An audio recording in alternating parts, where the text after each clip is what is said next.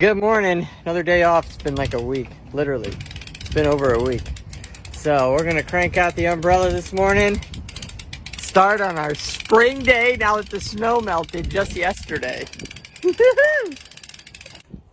How's it going, Josh? It's good. Yeah? That thing's a little baby thing to you, ain't it? It's only a 40-pounder.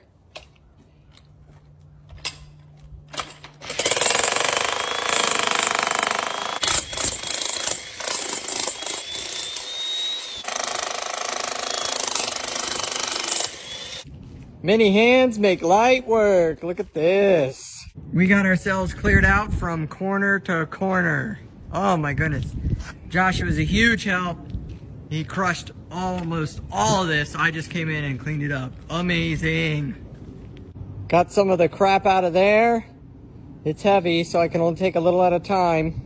But with this part done now, we only have to go down another 50 feet. So I'm gonna head to Menards and see if I can pick up some kind of coping or something for this to make it look nice.